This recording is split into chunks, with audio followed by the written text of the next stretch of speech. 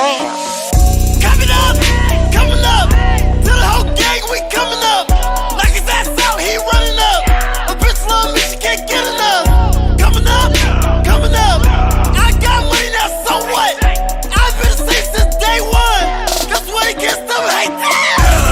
When I hit somebody, yeah. When I beat somebody, yeah.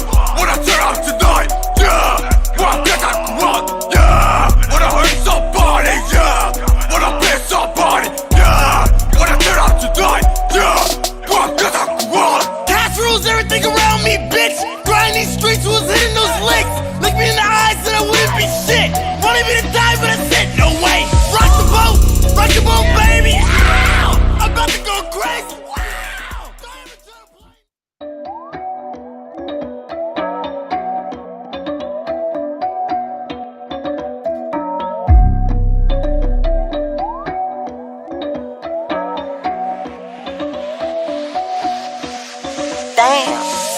Coming up, coming up. Tell the whole gang we coming up. Like his ass out.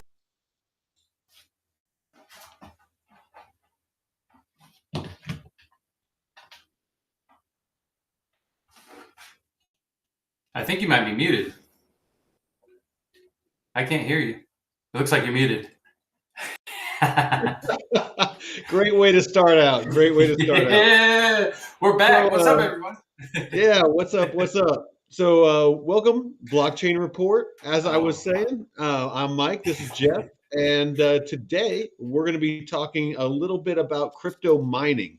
And I'll be honest, it's something that I don't know a whole lot about. I mean, I know the basics. It's not something I've done. I know that Nick over at Blockchain Basement is huge into it and ran a lot of the crypto mining, over there at Hit Network. And so I was thinking about reaching out to him, but I know he's like super busy, so I didn't. But hopefully. And it sounds like Jeff here is a little more knowledgeable on it. So I'm going to go ahead and like punt it over to you. I got a couple things pulled up that we can bounce over to. Just that there's a really good website. Well, here, I'll show it real quick and then I'll punt it over to you. Yeah. Let's see. So there's this where, it's a website you can go to and it tells you all about ASIC miners. And it tells you the hash rate. It tells you, how much they are, profitability. Like how much they potentially can make in a day.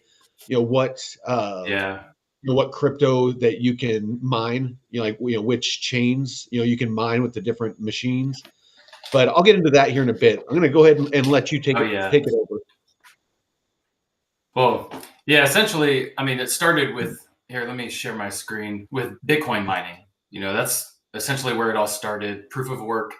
And you could do it on your grandma's laptop. Yeah. Well, now it's getting a little more sophisticated. You need a lot more GPU power to solve these math equations, basically, is what it is. These algorithms to earn a share of Bitcoin. So you use electricity, and that's where a lot of people don't understand where Bitcoin actually has value, because it's utilizing power and electricity to mine for Bitcoin, and you can trade that value on the marketplace. So it's not just some magic internet money. I mean, it kind of is, essentially everything is magic if we put our little spin on it, but it's the value that we associate with it and how it's utilized in the real world. So starting with this, and on the topic of power usage, something that I think is important to touch on is, first of all, like he was saying, Bitcoin was the first one, and when it first came out, the mathematical problems that you have to solve to mine Bitcoin were a lot easier. So you didn't need a lot of these big servers and massive computers and compute power or hash rate to solve these. And so you could use an average laptop at the time, and people did, and they mined a whole Bitcoin but this is back when it was like $1 or less, or $3 or less. So, but there's some really, as the math problem to create more Bitcoin became harder and harder each block, then it took more and more, like he was saying, compute power. So with that increased compute power comes more and more power usage. And that's kind of what Jeff was getting at, where it becomes more and more expensive to mine. And as it becomes more expensive, it becomes potentially less profitable. And so as that has been happening, then that mining industry has had to evolve. And one of the things that's being explored right now that I find interesting is the use of wasted energy, like a natural gas, that is usually burned off, in refining, petroleum products and things like that. Geothermal. I think it's El Salvador is talking about using volcanic energy, like heat, to power steam plants to mine. So it's pushing innovation. But anyway, I wanted to touch on that, aspect of it really quick before we got too far down the road. But go ahead, Jeff. No, that's some good stuff that you brought up, because everyone's trying to be, environmentally conscious and friendly, and I know we need to use coal and natural gas and stuff to an extent, but if you can utilize that wasted energy, essentially, or even hydro, building dams that can power Bitcoin miners and utilizing that energy, because it's going to be beneficial. And I often wonder, at some point when all the Bitcoin is mined, what's going to happen to the miners at that point when there's no incentives to keep running the network? Like, how do you think that the development of layer 2s on Bitcoin and DeFi and all that will help keep people in there? Well, my question is what's going to happen even before then? Is there going to be a point to where it's more expensive to mine Bitcoin than it is?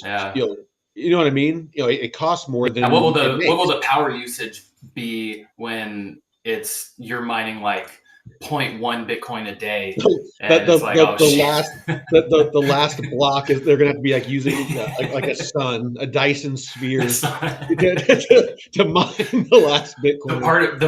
The particle accelerator.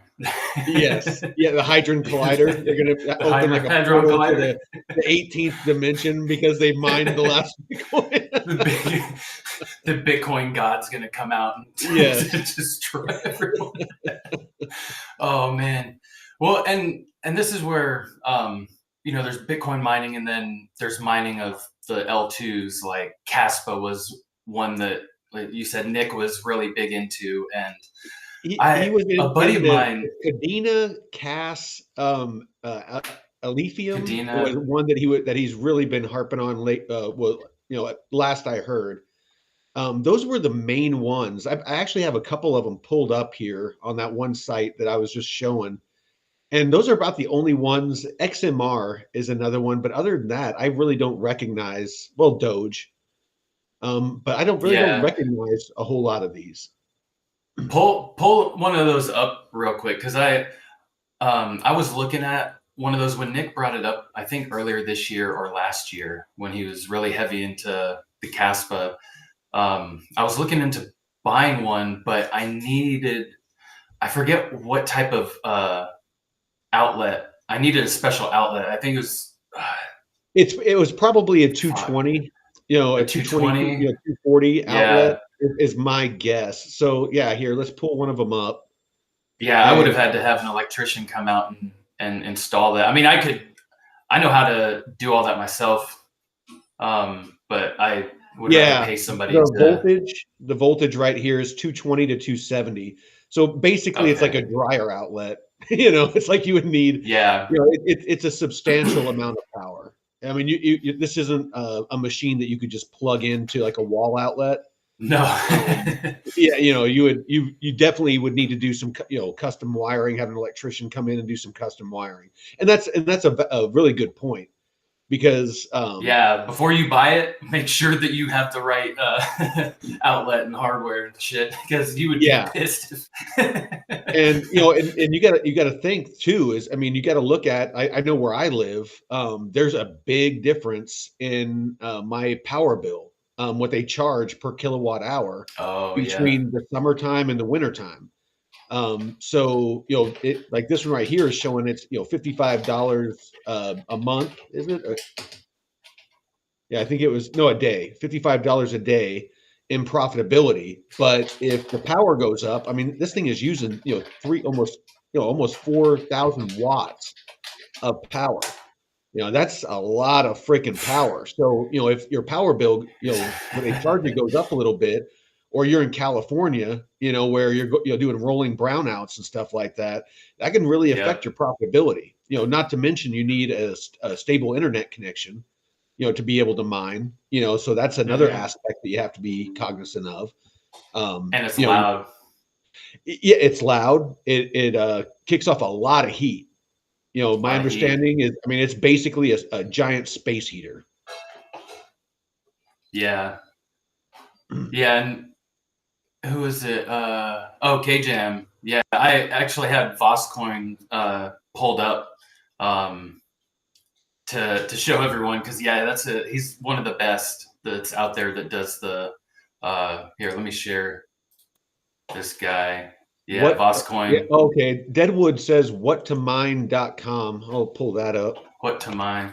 Oh yeah, shout out to Deadwood for winning that $1,000 last week on the Discover Crypto show, man.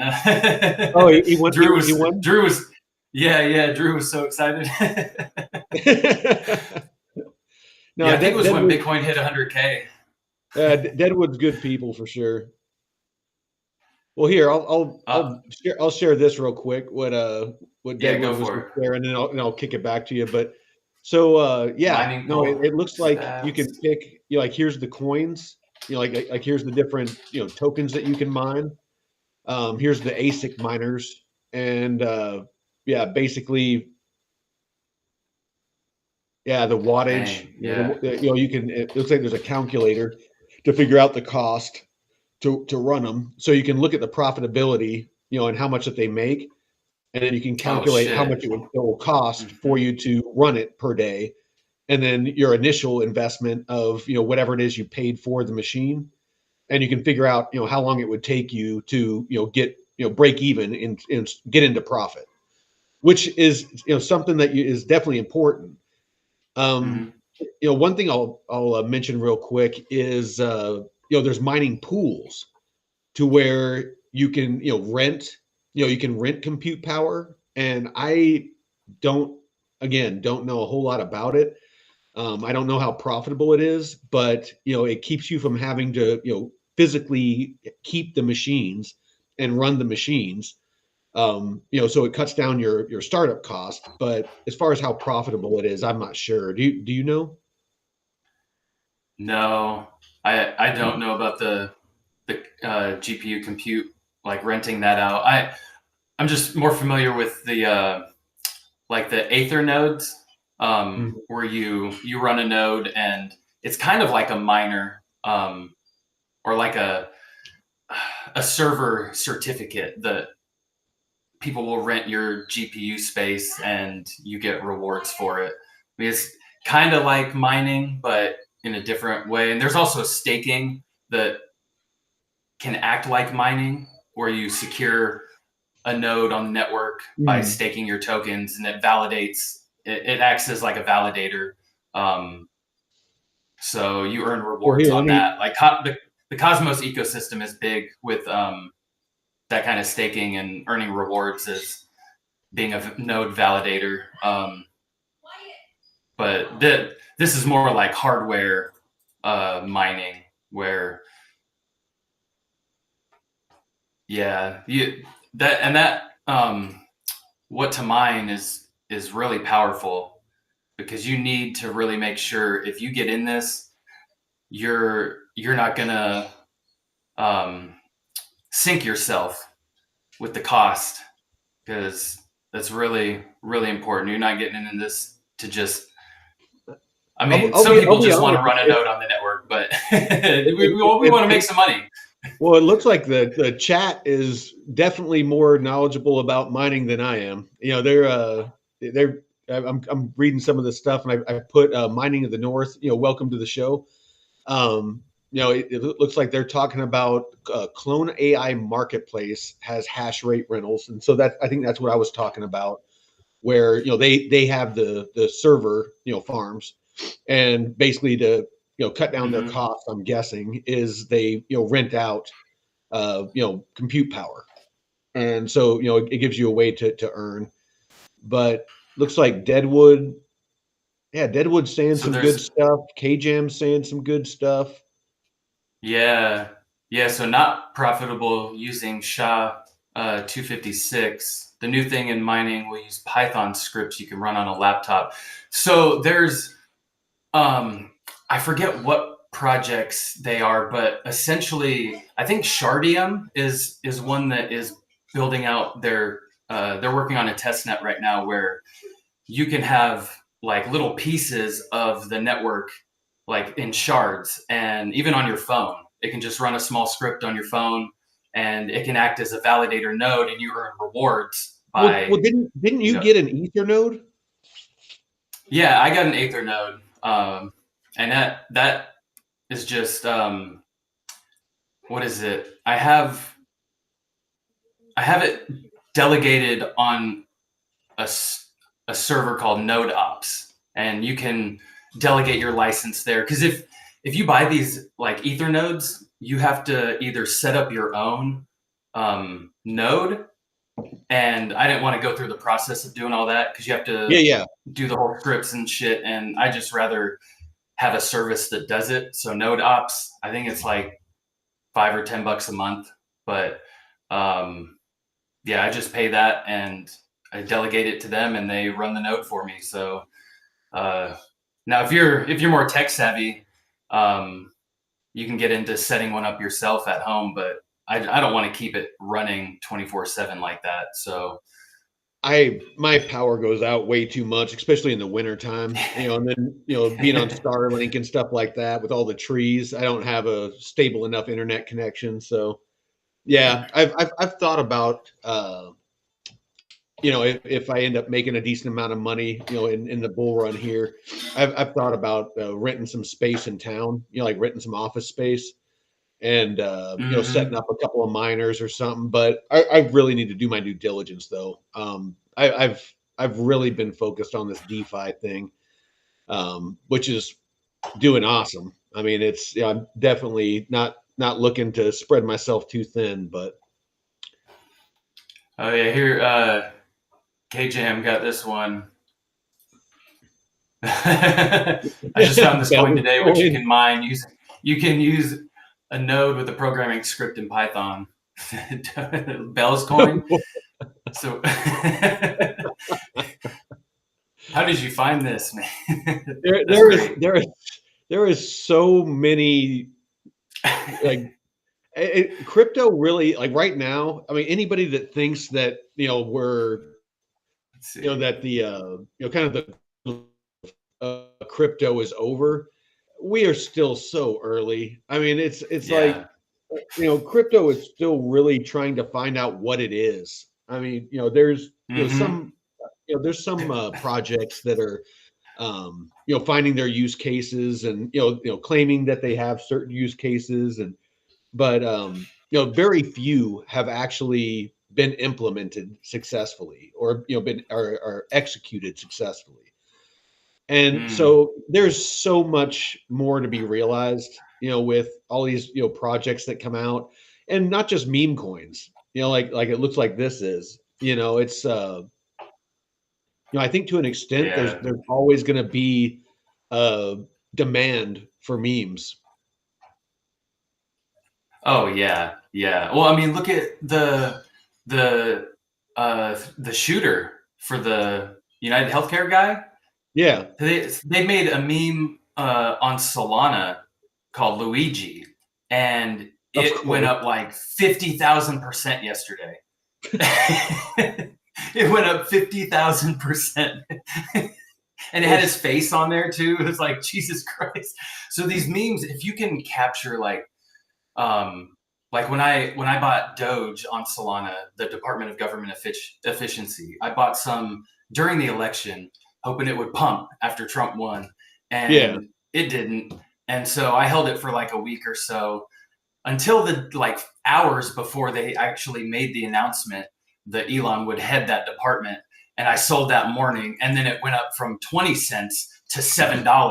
And I just wanted to cry. I'm like, these fucking memes. You just if you can just let that money sit there. I was just being stupid and swapped it into something else. But if you can just let a little bit sit in some of these memes. Gary Gonsler. Oh. Well, I was watching Taco over on DGen Alpha, on Hit Network, and it launched like while I was watching them, and I was trying to freaking buy it right as it launched, and I would have made like about an 8x, and by the time I got in was when it was on its way down. And it was only like $100, but it's like down to like $5.16 now, which is pretty much my experience with meme coins. I'm not quick enough, to capitalize, on memes. No, you have to be in it. You have to be in it. Now, Deadwood said NVIDIA good all around. AMD Select almost. They're outstanding. Yeah, I'm not as familiar with like the hardware specs. Which one's better, NVIDIA or AMD? I just know that I had a buddy that started mining Ethereum back in 2017 or 18, and and then when crypto took a shit, he was like, I'm just gonna stop mining. It was like 2018, 2019, and he bought a bunch of NVIDIA cards. So I don't know if freaking this jellyfish coin that Mining of the North. Oh my god! It's looks like it launched on Sol, but do you have it up? Let me see how much. Here, I'll bring it up here in a second. I want to see if I can throw a ruler on this, see like how much it went up. I don't think this is the right one. Here, I'll bring it up real quick. Maybe. So Dogecoin was actually forked off of Bell's Coin?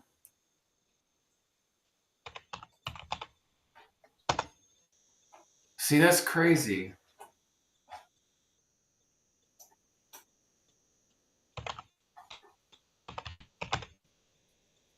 Let's see.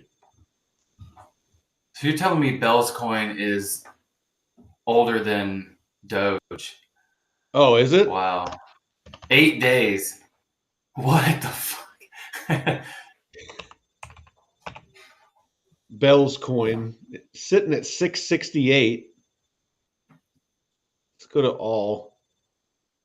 Kind of just looks like, it's about where it was at when it launched.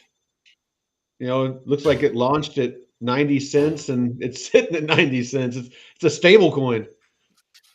Damn. Yeah. You don't really want, unless you get really good staking rewards. If you do, then it might be worth it. But if it's better to just hold USD and get rewards that way. Yeah. No, I don't know. I maybe I'm just, kind of old fat. My thing is there's so much money to be made. It's like, I just don't see the point of going that high risk. Just, getting into memes and stuff. To me, it's like, might as well just go to it, hit a blackjack table. Granted, you can make a lot more money, on a meme coin, but it's just with as many of them that are out there, it seems like your best bet is to watch social media and watch the news. And anytime, like, when that Peanut the squirrel, launched, it was in the news so much, it would, probably would have been smart to buy it. The one for Trump, the MAGA coin. what's some other ones? Well, you said that guy that shot the CEO of the Yeah, healthcare Luigi. company. Yeah, I mean, it's just it seems like any meme coin that launches based off of something that's already in the limelight. It seems like they Yeah, almost always pump to some extent. a current event or Yeah, a social thing that happens. It's yeah, if you can capture that, if you can find that that piece of news and then look for the coin, just like throw 10 or 20 bucks at it and watch it pump during the day. And if it pumps a lot, then take your profits and get out. well, there you go. Deadwood, he said he minted 9 ETH. Ooh, Looks like or back 19, in 20, and 21. 2021. Lost one to a meme and locked up the rest. Nice. Yeah, KJan said he knows computer programming and Linux terminal command line, says open source and very secure. Yeah, that's why a lot of developers like to use it. Linux. Yeah, I've come across it a lot with developers. Being an engineer myself, everybody likes to use Linux or something other than Windows. Oh no, absolutely. No, it's Windows. I mean, most serious programmers, they don't use Windows. Now, so with the mining, we've moved from the hardware, just strictly hardware mining Bitcoin, to mining something like helium. And this is where the whole DPIN comes into play that we covered last time. I'm going to share this real quick. Oh, go ahead. Is it? Oh, yeah. So it's kind of like hardware mining, but you're essentially running a piece of the network. And something like these helium miners, there's 2 of them available now. So there's one for the actual Internet of Things network, IoT, where you have like smart meters and stuff that people can send data to and from using these hotspots. Does it say what they earn? Like Yeah, there's where is it? The Network Explorer. You can like simulate from based off your location how much it would earn, or yeah, there's a hotspot map right here that shows all of the miners, and I'll zoom in on one where my parents live. I have one over here somewhere. You're gonna dox your parents? No, I'll do it close by. But yeah, essentially these little octagons will show you how much, like, this is the number of hotspots in this area. And the more hotspots in the area, obviously, the less rewards you'll get. But also, you kind of want it to be spread out, but more filled in. So if you had ones all over here, it would be perfect. But you get a bunch of rewards spread out to everyone. But if you have like where I'm at, there's like 20, 30, 40, 20, 60. There's tons of them. And the rewards get just slashed. And because it's so congested, like you can't really earn good rewards. But also on the flip side, if there's not enough people, you like here, it would kind of diminish your rewards as well, because it's not as strong as if you had all this filled in, but only 1 or 2 as opposed to like 50 in each one. Well, so it's like kind I of said, I shipped my I had a Bobcat miner a couple years ago that I bought off of eBay, and I actually sent it to my brother because living out here at the cabin, there's nothing for it to connect to. As far as because they have to connect to each other, like you were saying, to create that mesh network. And without other people out here having them, there was no money to be made. So yeah, I shipped it off to him, and I don't know what he's done with it. I'm looking at it right now, and it looks like he's over the past couple of years made a couple $100. But I mean, the freaking thing cost me like I think it was $2,000 or $2,500. You know, that because they were in such high demand at the time. You got it off eBay. Yeah, I was new. I mean, I was new to crypto. Yeah. I had, I just bought like Sheeb and was just learning about, different ways to earn in crypto. And, I was just trying to get creative. But yeah, I mean, who knows? That IoT token, maybe it will pump. HNT, maybe it will pump. Yeah. Well, and the HNT, they switched from HNT to IoT. Yeah, because when they moved, Internet of Things. Yeah, they moved to the Solana network, and everything they had to switch to a different token. So we've been earning IoT rewards, and this is the page for that miner that I clicked on the heat map. Yeah, and it shows you.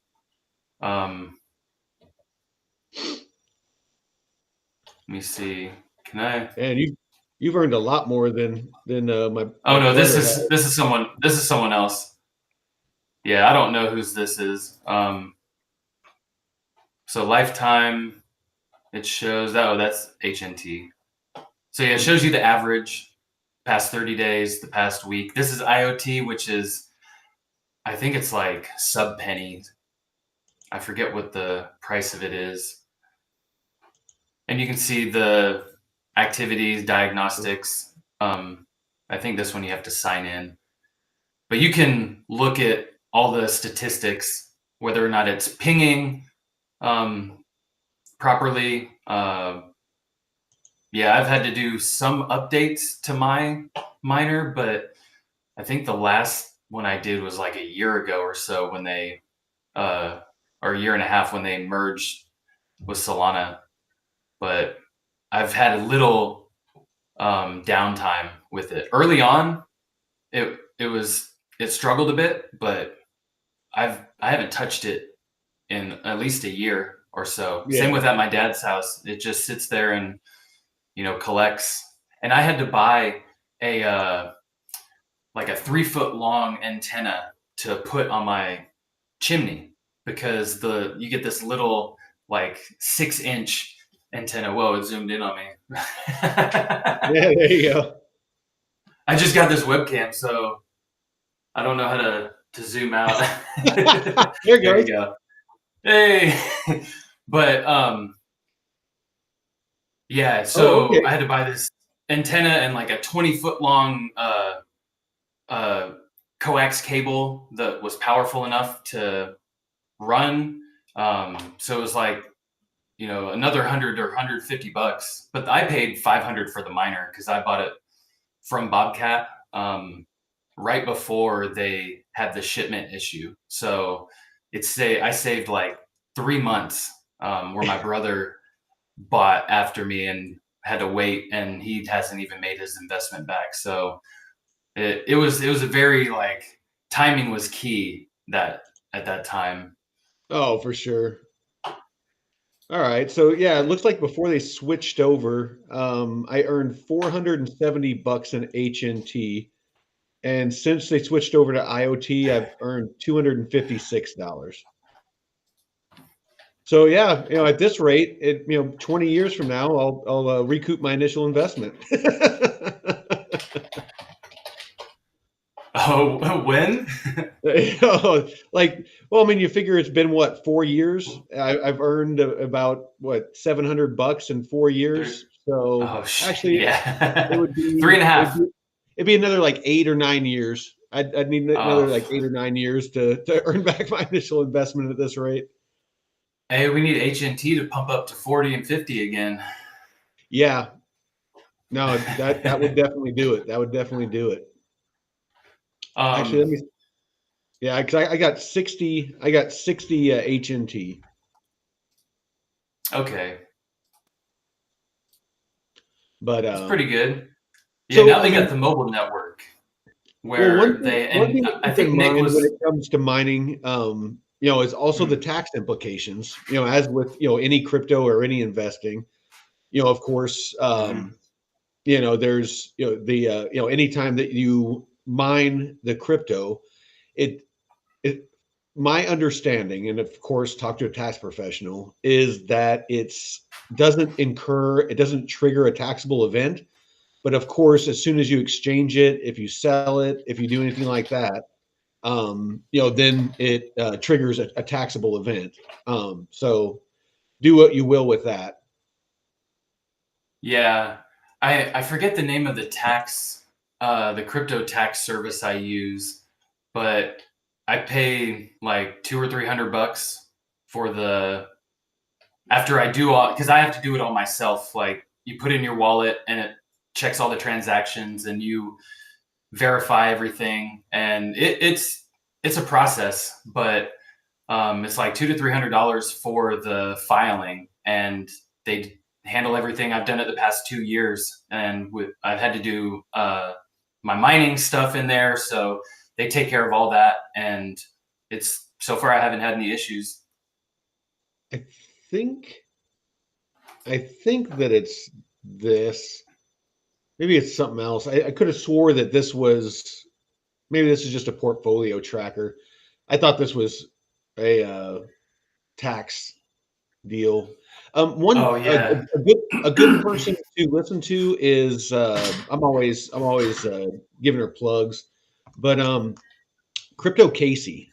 She's always if you go to her channel, and the comments, not comments, but the description below, she has a couple of really good links to some some crypto tax organizations and stuff like that. And I mean, that's one of the reasons I use Coinbase, is they actually will generate your everything that you've done with crypto. So anytime you've sold, anytime you've bought, what the price was, what the fees were, all those figures that you need to accurately come up with what you owe the government for doing nothing, and feed that machine. We won't go down that rabbit hole, but it's you definitely want to make sure that you're on the level with your taxes, because that's the last thing you want is you cash out, say that you make a couple $100,000 or a couple million or whatever, and you don't pay your taxes. You go out and you buy your Lambo, and you do all the stuff everybody talks about, and then come tax time, you don't have the money to pay your taxes. You open a huge can of worms then. Yeah. Here it's CoinLedger. Oh, there you go, CoinLedger, and it was $300 for 1,000 transactions or more, I think, right? Pricing. Oh, yeah, I know, right? Both legs and an arm. It's like $300 for 1,000 transactions. I think I'd probably do that in a fucking week. Oh yeah, dude. I have like, I don't even know how many transactions I have a year, because I have multiple wallets that I use. One for the blockchain report and one for my personal. So I'm farming these airdrops, and it's all kinds of shit I have to type in. Same with transactions. It's like freaking. I can only imagine what it's going to look like when I start looking at all the transactions for DeFi. Yep. Yeah, and so now, not only does Helium offer, mining for Internet of Things and that mesh network, but also wireless service and cell service.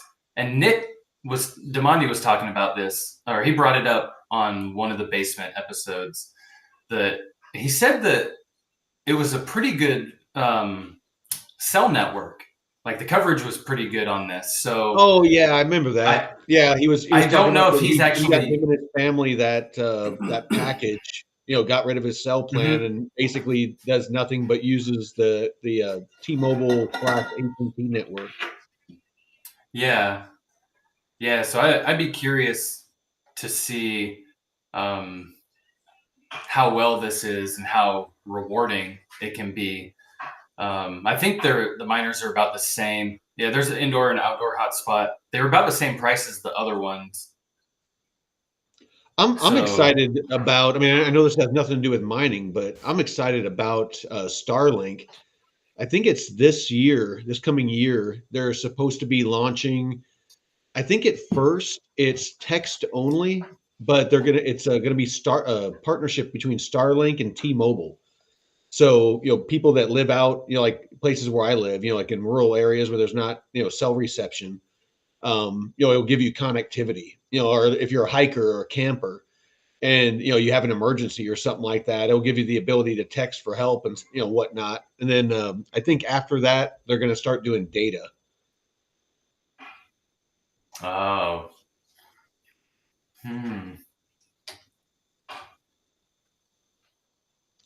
so,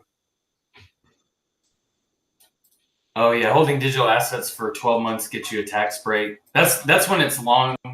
Yeah, it's short-term Long-term capital capital gains gains. is less than 12 months, and it can be up to like 30% or more. Short or long-term capital gains is if it's longer than 12 months, and that's usually like 15 to 20% is my understanding. Okay. But you have Starlink right now, right? Yeah, I'm on Starlink For the currently. cabin? Yeah. Is it like $200 to $300 a month for the service? No. Well, Like the home? it's like I want to say it's like 120 or 130. Oh, no shit. Yeah, no, it's super Oh. affordable. Yeah, and And it's I like and I really, use it really for, strong. oh no, and yeah, the bandwidth. I mean, I game on it. I mean, I play Call of Duty on it sometimes, and flawlessly stream movies. I'm here doing the blockchain report with you. And yeah, the bandwidth is great. I've had a couple of people here at the same time. My nephews were up here with my brother Taylor, and everybody was using their phones, and yeah. No, I mean, fiber's killer, but out here, it's Yeah, fiber isn't a thing. no. I'll tell you, man, I've been loving fucking DeFi, even with this dump, that happened. Oh, yep. Like right now, I'm earning like 1,400% APR on my wrapped ETH USDC pair. So yeah, like between the two of them, I'm averaging about $500-600 a day that I'm earning. When you rolling some of that back in, Yeah, no, or are you I'm just keeping the arrow? compounding. I'm compounding it all. And then probably what I'll start doing is come the new year, after the tax, the date, after the first, then I'll probably start taking it as USDC and just start putting it off to the side, and then I can make sure that no matter what, that I'll have a nice little nest egg. But I have my DC, or my ladder out plan, where I want to make sure that that by July, I'd like to be about 70-80% out of the market. I'm going to play it super conservative, super safe. I know people are talking about super cycles, and it could go into next fall and winter and all that. And I'm not. I'm not gonna get greedy. I want to make my my 5 or 10x, and walk off into the sunset. Yeah, I sent my buddy the video you did on the velodrome or the aerodrome liquidity pool tutorial, because I was telling him about the earning at least 1% a day, because he's got 7 figures, so he can toss a little bit into there and just let it sit. So I told him, like, hey, if you want to sit down and chat, I can walk you through this. So you can just, especially during the bear market, man, when you take profits and shit starts going down, just throw it in there and let it work for you. And when people are swapping like crazy and things are crashing, you're just collecting those rewards like a fucking champ. Yeah. hungry hippo, man. No, and it's yeah. I don't know. Like I said, I'm really digging DeFi right now. I mean, with everything that I've tried in crypto, trading and buying and holding and all the different things. This is the only thing that really scratches that itch. Even in these dumps, I still feel like I'm earning because not having dry powder is like the worst feeling. Especially during dips. Not getting more crypto, and so doing DeFi. Even when it dips, I have to rebalance, but like I'm earning Arrow and I'm earning the APR at and so I'm earning more Arrow because the price of Arrow went down. So I'm actually earning more Arrow to earn the same amount of money, if that makes sense. And so when it Yeah. goes back up, then basically instead of making the the $500-600 a day that I'm making right now, I end up making where that $500 or $600, once the price goes up, maybe it's $1,000 that I was making a day. And so Yeah. That feeling that you get, when the market dumps and you don't have any dry powder to put in, doing DeFi really helps me with that. Just feeling that like I'm still stacking. I'm still stacking my bags. Yeah. Oh, dude, I've taken like I've in 2.5 weeks. I mean, I've accumulated over 100 Arrow just off of like less than $1,000 being. Oh, yeah, you did that Yeah. USDC USDT pair, right? Yeah, I'm just exclusively doing that, rebalancing when I need to, kind of setting a custom range. Like when ETH dumped earlier this or over the weekend, I kind of set a range where I had the top end right at 4K or just under, and then set the bottom end kind of down. Oh, I so forget where it you was. actually you're actually doing more than just the stable coin pair that you were doing before. No, You're actually doing an it's ETH pair.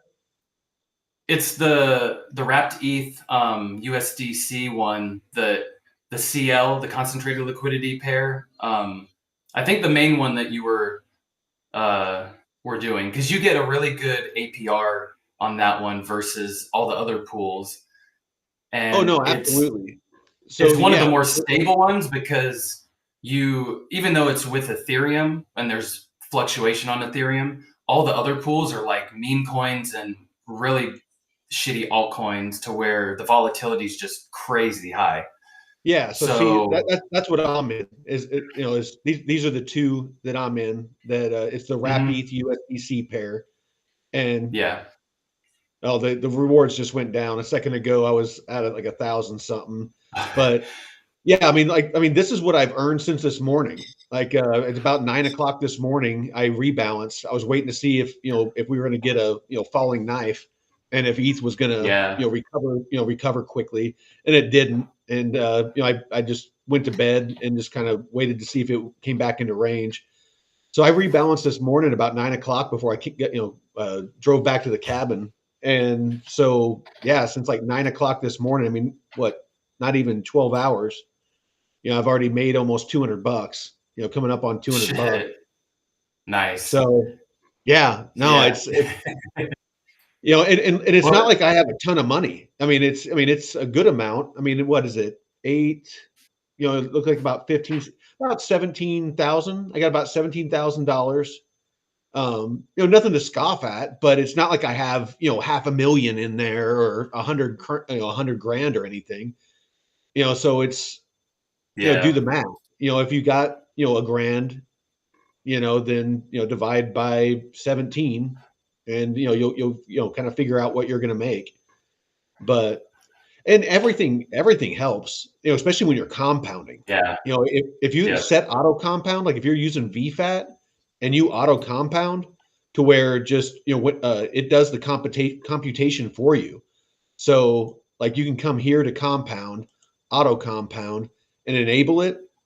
And what it does is it will actually calculate and optimize, taking into account the fees and, the things like that to execute the transaction. And whenever it's optimal to where it's, the fees are right, and that to where it has the least impact on your profitability, then it will auto compound it and take, like what I've earned here, this 82.91 and the 63, and put it into Mhm. my main thing. So basically I'm earning what I was earning plus the 82.91. And then, once, it gets up again, then it throws that in, it throws it in. It might be doing it every hour, it might be doing it every day. But if you really learn Uh, about that compounding interest, it is powerful. Like, I mean, I started out with 10 yeah. grand about a month and a half ago. And before we dumped, I was almost up to 20 grand. So in like a month and a half, I doubled my money. You know what I mean? Yeah, yeah. Yeah, So I need to use the VFAT more because I haven't really dove into it. But that seems to be a powerful tool if you know how to use it right. yeah, and there's all kinds of functionality. You can whenever you use Aerodrome, it's about the only thing I don't like about it is having to figure out, like if you're doing like ETH and USDC, having to Mhm. figure out how much ETH do I need to match the USDC, because it's not Yeah, always 50/50, especially if you do no, a custom range, and so it's it's a so pain in the head. painful. But if you go to VFAT and say that you want to get into, say that you want to get into a farm, I'll just click on one. Then basically you can select what token you want to send. So like if you just have like 10 grand in USDC, you can set your ranges. You can click on it and just basically put the 10 grand of USDC, and it will automatically, buy and sell whatever you need to, have the range that you set. So there's a lot of automation in VFAT. So it's a really, really great tool. Not to mention that Hmm. you can auto rebalance. So if you don't want to always be watching it, you can see here, the range. If it drops out of range, you stop earning. Uh, But you can auto rebalance, you can auto withdraw, you can auto compound, you can auto oh harvest. shit! With the rebalance to the custom one, because that's that's great because it's kind of like a bunch of steps that you have to take in order. You have to unstake, then withdraw, then go and redo your whole Yeah, order, and then take that and stake it. yeah. So there's a lot of process that you have to go through, Now, and oh, go ahead. Sorry. I like to set the custom ranges, like I was saying before. Let me And show this real here it's quick. easy.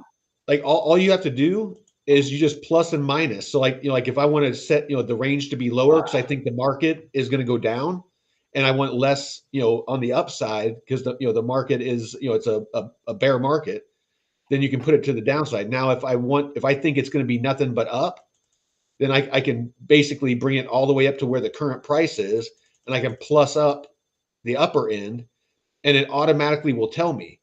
So it's an Hmm. 11% width on the range, and the APR with that range will give me 347%. And as I click it down, you can see the APR is going up. The narrower the range, the higher the APR. And I mean, I can take it all the way Yeah, down to where I'm making, 3,733%, but it's a 1% range. So good luck, keeping, this, in a 1% range for any length of time. Me yeah. personally, that 7%, I have one of them that's 6%, but 7% is usually the lowest I like to go. In this, let me see. Oh, the width of it. Yeah, just, a Yeah. 7% width. So, if you, if you're looking at, say that, let's see, this might make more sense showing people like this. So the range is like using this ruler tool, like say, from right here to right here, that's the range. It's the price range. So, Yeah. like right there is 35%. That's a huge range. You're going to get a low APR. I'm doing like 7%. And so, like they're right there, 7%. That little window right there, it's 7%. So, it gives you an idea of, these are the times, when things are ranging, and I'll use charts. When I'm figuring out my range, I'll use charts like this. So like for Bitcoin, I usually use the hour. You want to use longer time frames because you're wanting to stay in range for a longer period of time. You don't want to, get lost in the shorter time frames. So this, I'll Mhm. look at it, and these times when Bitcoin and other crypto is trending sideways, that is beautiful for DeFi. For doing what it is that we're doing. The other thing that you want to look at is volume. So, obviously you make Yeah. more money, the more people are trading, the more people are swapping and stuff like that.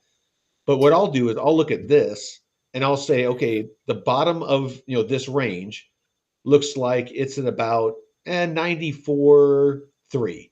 To be safe, you can come down a little bit lower, say 93.9. And then the upper end is about there. So 102, 102,107. And so that's usually what I would use to pick my range to, because obviously, I mean, you can see, I mean, all the way here, the 5th of December, it's been ranging, in this, same channel. So, I mean, that's kind of how I figure out how I want to set my ranges. And ETH has been, for the most Mhm. part, up until recently, super flat. Yeah. Yeah. So I set a custom range before the Well, here, weekend. share your screen, maybe if you want. Show Yeah. it. Oh, there you go. So and so these lines were kind of the range that I kept it in. I don't know if you can see that. And then once it started to break down the other day, I actually rebalanced yesterday because it fell out, Yeah. and so I set, but so ETH was up here when I set this range, so I was up closer to the 4K area, or the 4100 area, and I had a feeling it was gonna have a pullback, so I set the top end closer, so that way I'd have more room.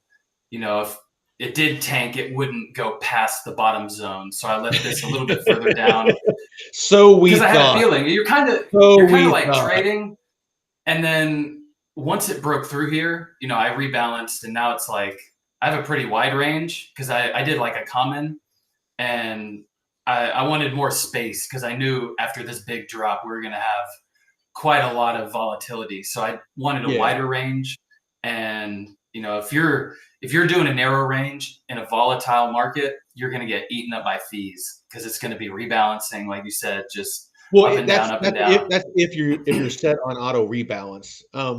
Okay. If you're just using like Aerodrome Finance, the platform, the thing that you need to worry about and learn about impermanent loss, and I've mentioned this before. I'm not so worried about it because I'm thinking long term. I don't look at the dollar amount of my portfolio a whole lot, if that makes sense. I look at how many tokens that I'm getting.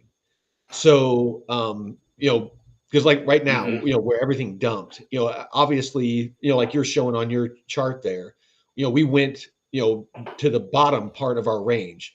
So as we were going down, it was selling off USDC and buying ETH. And so, and then once it reached the, the bottom of our range, we were all in ETH and had no USDC. And so as the price keeps going down, obviously the value of our, ETH keeps going down. And so, you can rebalance and start earning again, which is fine. And when it starts going up, then the reverse happens. It will start selling off ETH and buying USDC. When it reaches the top of the range, if it auto rebalances or you manually rebalance it, and then basically you're still taking advantage of a part of the price appreciation, if that makes sense. Hmm. Because Yeah. basically as it's going up, you're DCAing out into USDC. So you're not making as much as if you just hodled ETH, but you're Yeah. still getting some of that price appreciation. Then when you Hmm. rebalance, when it goes out of the top of that, rinse and repeat. Plus, you're earning the arrow on top of it. So if you're earning, a couple $100 a day on an arrow, as that's going up, you're earning money. As ETH is going up, you're earning money. You're just earning money on top of money on top of money, and you can kind of see how that compounds. Yeah. And I did this a little over 24 hours ago. So I have about $800. Like you said, now it's at the bottom of the range, so it's buying more wrapped ETH. So I had this split like 500, 500, and now it's 800 wrapped ETH, 170 USDC. So as it goes down, like you said, it buys more ETH, and as it goes up, it sells off into USDC. And I made what, 4 arrow and $3 in USDC and 3 in wrapped ETH. So You know what? No, hold 12, on. 13, I need 14 to, bucks, or just I need to correct myself. I was actually corrected the other day. I thought, and I put this in my video, and I'm glad you brought that up because I really need to oh, address this. If you're staked, you only earn the arrow. If you're unstaked, you earn the wrapped ETH in the USDC, but they take 10% of that and it goes to VE arrow holders, like I'm doing with the lock. Remember I showed you where I yeah. can. It looks like you I have have a a lock lock right too. here. Yeah, just Yeah. something small to test No, out. no, But but it's important to understand, and like I said, it's something that I didn't understand because when I did my video on Aerodrome, I was like, "Oh, look, I'm earning Arrow and I'm earning ETH and I'm earning USDC," and that's not how it works. Um, like I said, if you're staked, which I prefer, I've noticed, and the thing to keep in mind is over there on the left, where it has the wrapped ETH USDC and it has the mhm, 0.04%. yeah, That's the pool fee. So anytime okay. anybody does a swap, that is the fee that they're paying to swap, and that's what's giving that wrapped ETH and USDC the fees over there on the right, Mhm. the profit. And Over so if here. you're not staked, then you're earning those fees, but 10% goes to the VE arrow holders. I've found, with the ones like Rapid ETH USDC that have a lower fee like that, like 0.04, you're better off being staked and earning the arrow. It's more profitable. Now, some of them are Okay. like some of them are 0.9%, or some of them even higher for the pool fee. I haven't done the math, but they seem to be much more profitable being unstaked and earning the Mm. fees as opposed to earning the arrow. Even with the 10% Yes, cut? even with the 10%, Okay. loss. And so, do your own research, but that's kind of what I've found so far. Now, what about the fees for V arrow holders? Like, you get a certain amount based on how much V arrow you have staked or you're holding, right? Well, I can show you mine real quick if you want. Yeah, go for it. Let's see. Because I just staked a little bit, like 4 arrow, just to have something in there. Oh, and So, I've also been using some of my Arrow token rewards from this. I utilize some of it in certain airdrop hunting ventures that I'm pursuing. So what you you're can peeling off the rewards? just a little bit here and there. Like if I need to mint an NFT, or there's Gotcha. been one thing in the Cosmos ecosystem. I bought like a node for a crypto dungeon. Um, but just it was like 20 or 30 bucks. So I'm like, hey, this could be a good airdrop hunt, but Yeah, yeah. just spread it out, man. You never know what gold you might find if Well, so here's my locks. like I got about 10 grand in this one, and I got another 5 in this one. So I got about 15 grand total. And this is what I've earned so far in rewards. So like currently I'm earning about 45, 46% APR, which is paid out weekly. And so this right Mhm. here off of this is 3 weeks, and I'm about to hit my 4th week. So tomorrow night, it's the epochs last a week. And so like Wednesday nights, Thursday mornings is usually when it shows up, but I'll get more arrow. This one here is 1 week's, or no, 1 week. Yeah, this here's 1 week's worth. I got 80 arrow last week on this lock. And so what I'm kind of And you thinking, compound that in? You claim it and lock it back? I'm letting it stay in there. So yes, it compounds. Okay. But what I plan on doing is once arrow goes up, if we get a good pump, I'll probably sell it off. And this is the flywheel that everyone always talks about. And so if anybody that's heard that terminology before, this is the flywheel. And so basically what you're doing is you put it in the lock, Mhm. it pays out, you peel those profits off to put it into liquidity pools, which what we're doing, the DeFi, to where we're earning consistently. And then what you're supposed to do is put that back into the lock so that you earn more of those rewards each week that you put into the liquidity pool, that earns you more that you put into the lock, and it just rinse and repeat.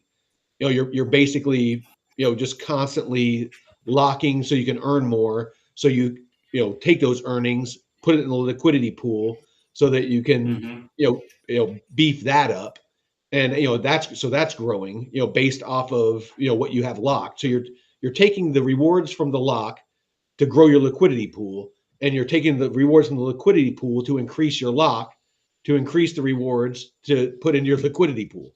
So that's that Mhm.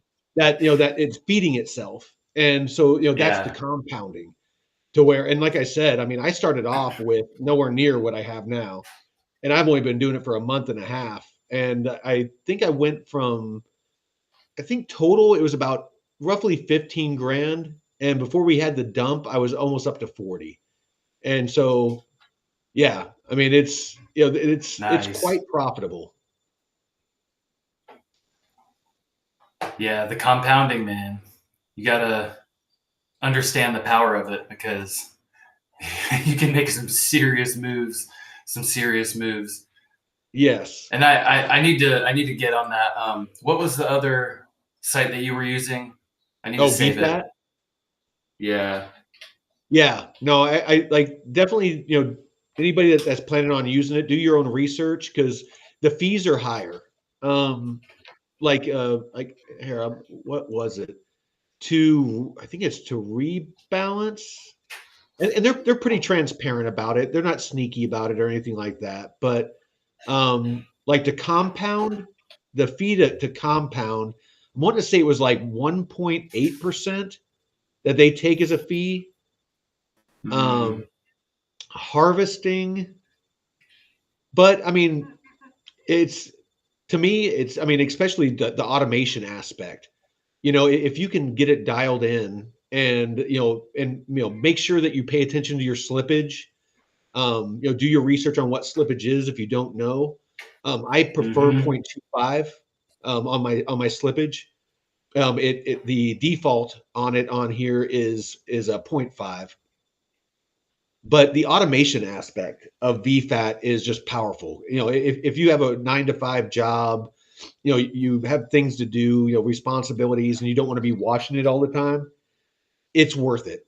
To pay 1-2%, whenever it auto balances or anything like that, it's you're paying for a service. Think of it that way.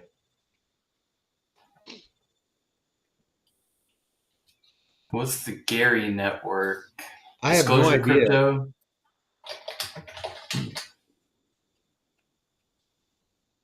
the world's biggest Web3 social community. Yeah, I have no clue. Share your screen. Let's take a look at it. Not familiar. Yeah, Let's no, see. KJAM. I highly suggest that everybody, to whatever extent, at least learn about DeFi because it really is powerful. But I would highly suggest starting with a small amount of money though, until you really understand it, just to mitigate any risk. And be really careful, what you connect what website you connect your wallet to, and fully Yeah. understand that in a bear market, just like a lot of the DeFi platforms during the last bear market that went under. If the platform goes under, there is no insurance on your money. You will lose your money. Yep. So do with that as you will. I mean, I plan on waiting for the market to fully crash. I'm going to have everything out, and I'm waiting for the market to fully crash and the dust to settle before I get back into DeFi. Yeah. Start scaling in some short positions, and ride it on down. So the Gary Honestly, Network. I probably won't even do that. I'm probably just going to cash out and just take a trip and just relax for a while. Yeah, you're put in the work now, and then you can relax when it's all crashing and burning. You can sit there and have all your stuff in stables, feeling good. Absolutely. So, the world's largest Web3 audio and video live streaming platform, the Gary Network. They also have Telegram bot for trading on Solana and Aptos. I have heard, and it looks like the chat, people in the chat have been talking about this, that you got to be careful with those, that they're, I guess it's like a kind of a back door from what people are saying in the chat. That I wouldn't use any of them. They can be hacked like really easily. Like I said, I'm super careful about anything that I connect my wallets to, and I'm constantly going into my wallet and disconnecting it. Like anytime, like even Aerodrome Finance, whenever I'm done doing what I gotta do, I'll go into my wallet and do the hard disconnect, not just on the website hit disconnect. I'll actually go in the wallet and disconnect. Very important. Yeah. That was a hard lesson for me. Oh yeah, you got bit before, didn't you? Yeah. And MetaMask wallet doesn't make it easy too, because I use the Rabby wallet, which is pretty intuitive and very, very easy to use. But MetaMask, you have to go a bunch of steps into the settings to find the connected sites, and you have to click each one to disconnect. It's very pain in the ass. So, I'll tell you, Coinbase is, they're leading the charge. The Base network and the Coinbase wallet and Coinbase, the seamless integration and the ease of use between the centralized exchange, the wallet, the Web3 wallet, and applications on the Base network. Excuse me. They are breaking down the barriers to entry for people that are new to crypto. Because like you were just talking about, before, I mean, even a couple of years ago when I first got into crypto, there was pretty much MetaMask and MetaMask. I mean, there was a couple other hot wallets, but MetaMask was the go-to, and it is a pain in the ass. And don't get me started on the addresses. Where I sent my Matic to, basically I sent it to the freaking the Matic, the Polygon Matic address. So for all intents and purposes, I burned it. I accidentally copy and pasted the wrong thing, and I didn't check, and you know how that goes. And so, I mean, there were some expensive lessons that I learned, but the Coinbase wallet, they don't use those, the address. Like whenever I want to send it from my Coinbase account to my Coinbase wallet, it's like, basically I click on it, I click on my wallet, and it says it's my wallet. It's actual words. It's not that jumble of letters and numbers that I got to double and triple check. So you definitely don't want to write it down either. No. So, you don't want to type it in manually. Fuck. Take you forever. But yeah, that was Yeah, probably the most stressful thing for me getting, once I started learning about crypto and like getting deeper into crypto rather than just, buying it, but actually moving it. That was probably the Mhm. most stressful thing was figuring out, tips and tricks on how to keep yourself from losing your freaking money. Yeah, that's why I like to get people started in the test nets because they can they can break stuff and not have to worry about it. Well, But people are lucky they got people like you because, like, yeah, nobody I know that knows anything about crypto. So I had to learn off yeah, of blockchain basement and watching YouTube videos and I had to figure it out on my own. People that know people like you are like lucky because it's like, all right, I'm thinking about getting into crypto. What do I need to know? And they can pick your brain. yeah. So there, man, we've had so many like house parties here over the years, and I'll be standing in the kitchen talking to different people about crypto at like 2, 3 in the morning, just just You're nerding like, out. you got like a desk with like a pocket protector, and you got you're like, all right, next. People are taking numbers. Yeah, it's a You lot of start fun when charging people consulting are. fees. You need to like I start know, charging man. consulting fees. Yeah, the YouTube channel is starting to pick up. I'm making like $20 a month in the ads, so Oh, nice. No, dude.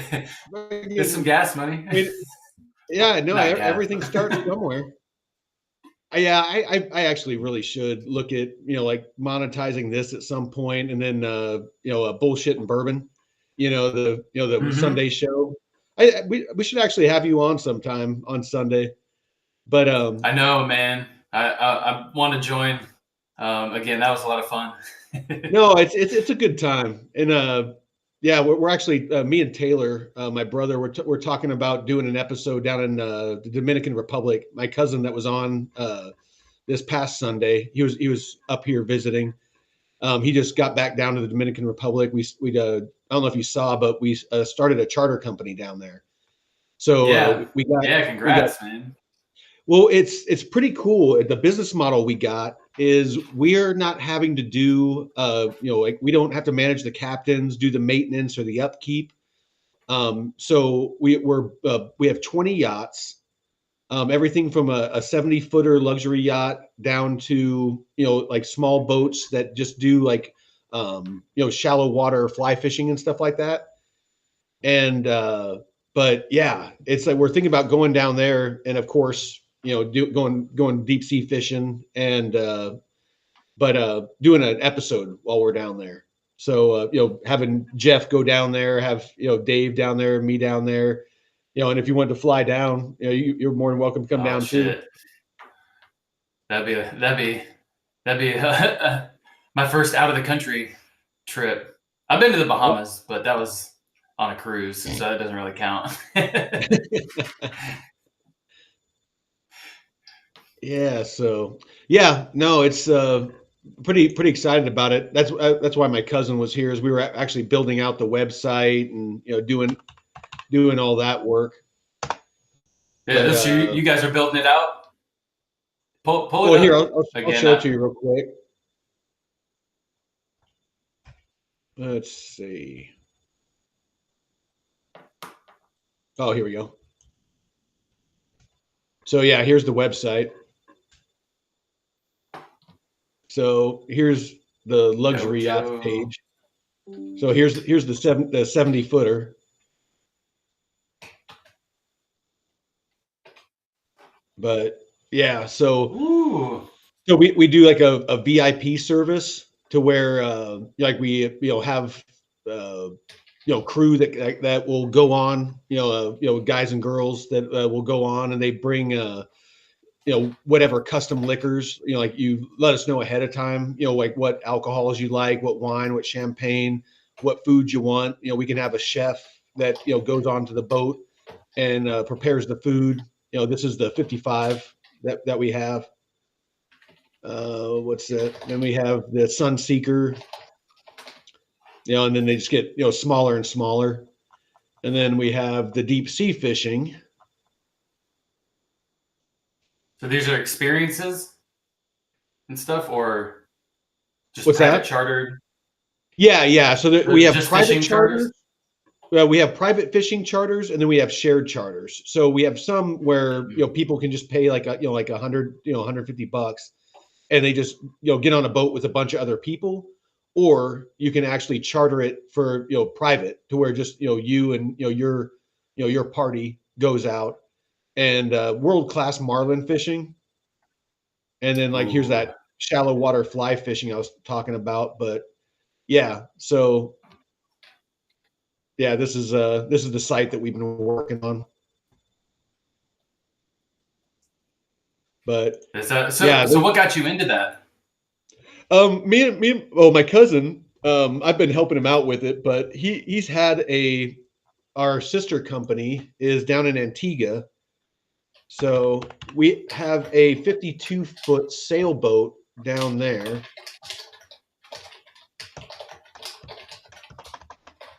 And then my cousin owns a shipping company out of Amsterdam, and has a credit repair company as well. But this is the our charter company that's down in Antigua. But this is the first charter boat that we got.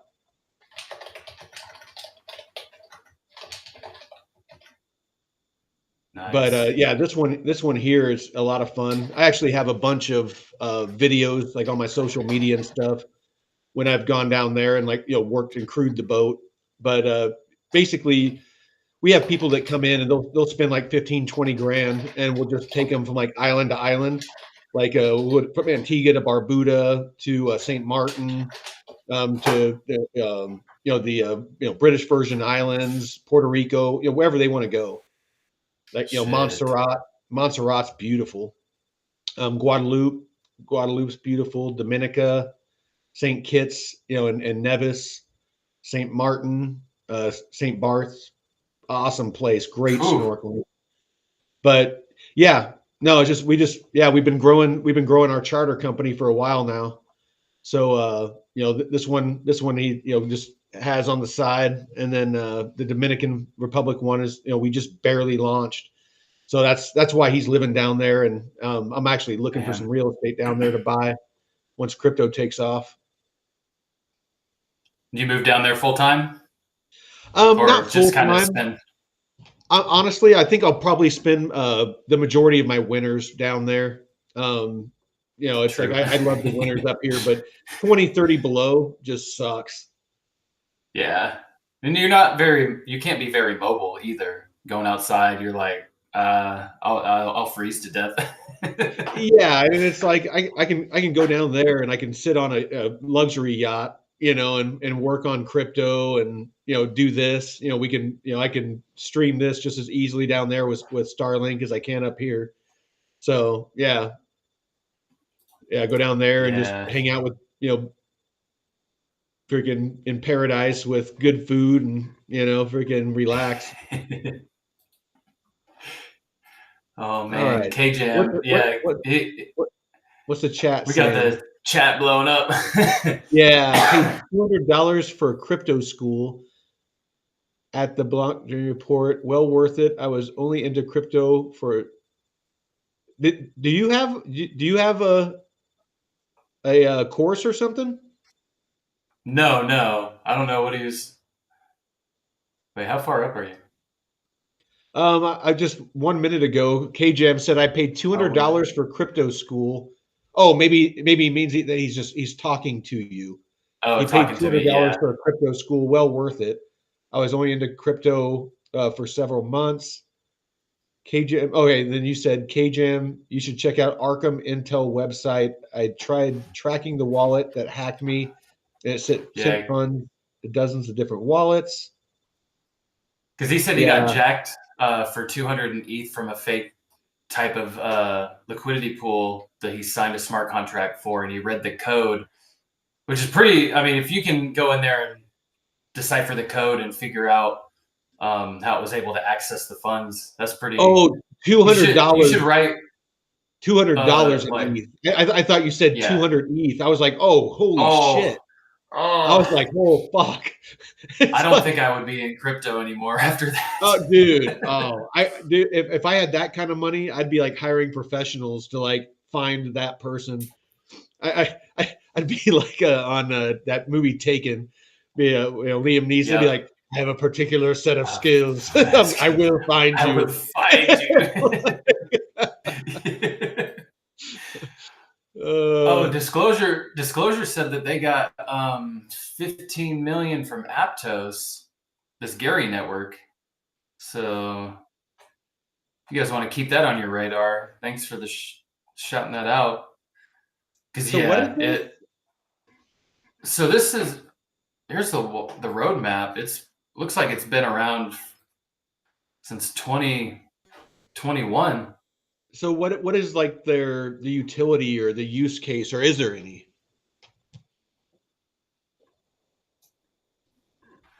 Yeah, world's largest Web3 audio and video live streaming platform. Okay.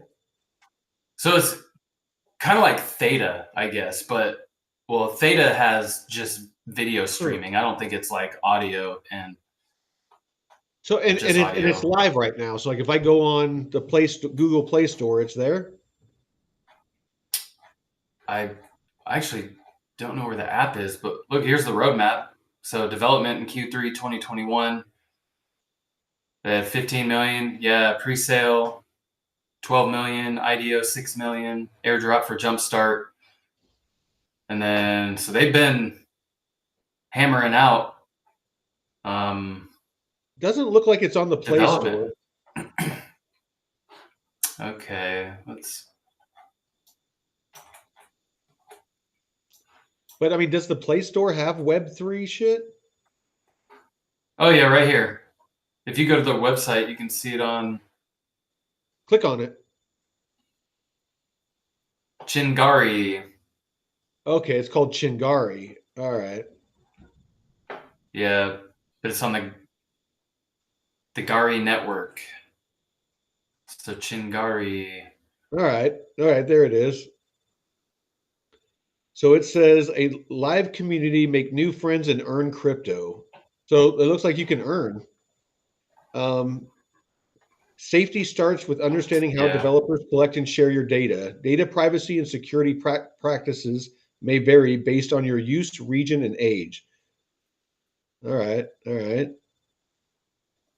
It's got 4.1 stars out of like 667, like over 667,000 reviews. So it's heavily used. Yeah. Yeah. It says it was And an amazing app for a short video creator. So it kind of sounds like it's a little TikTok-ish, maybe. It has yeah. over 100 million downloads.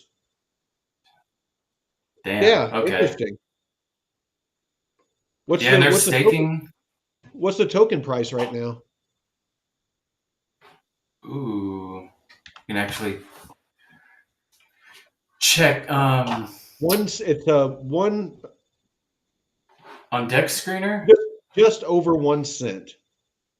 You pull it up. Let's see it. Oh, okay. You Sorry. got it right there. Yeah, if you know where it's at, I'll let you. I mean, it's not an impressive chart. Oh, It's not even a little bit. So this is all. So he thought he had a clear shot to the moon and just fucking.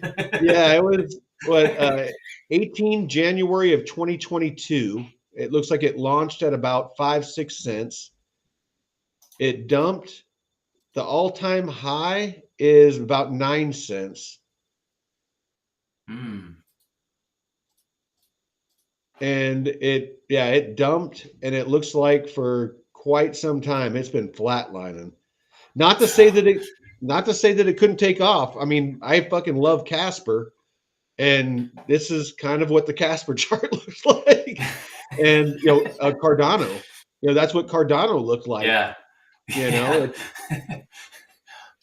So I mean, I don't want to trash talk it, because I mean they have an app actually live that a lot of people are using. I mean, this could be just because everybody's using the app and they're earning and they're selling it all the time. So it's Yeah. basically price suppression. And if it's super diluted too, because if you just earn unlimited rewards and there's no cap to the emissions, I Click mean, it's on going to dilute the price. click on staking.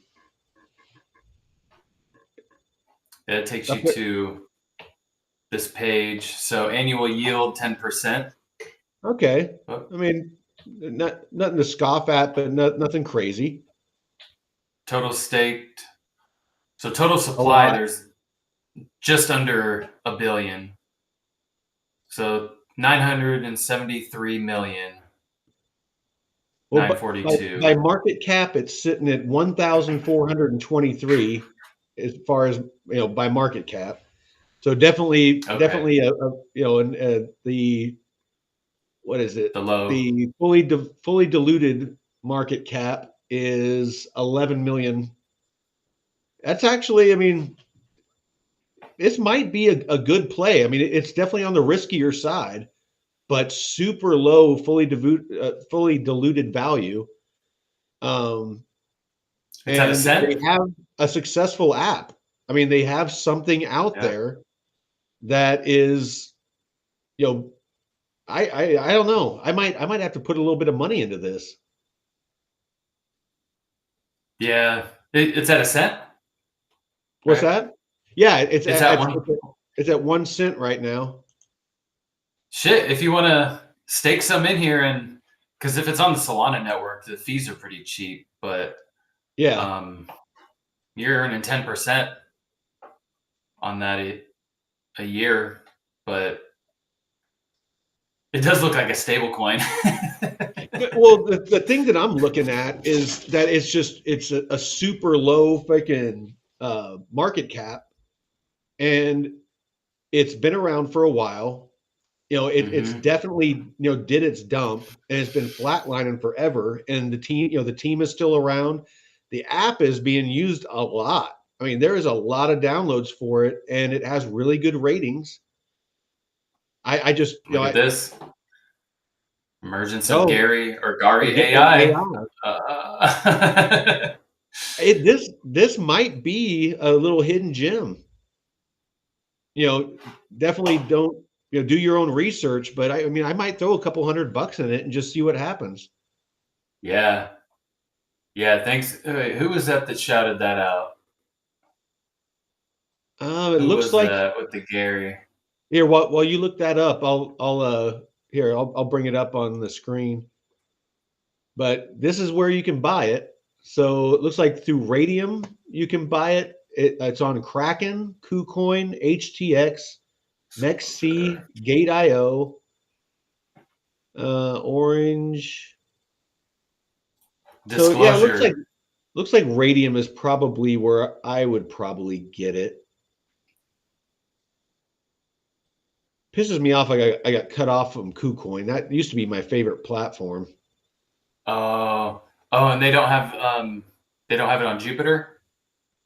I'm not seeing it. Hmm. I would guess so because it isn't Jupiter like the one of the main Solana. Solana. Yeah. Well, here, let's go to. Yeah, Disclosure Crypto, thanks for that Gary network tip.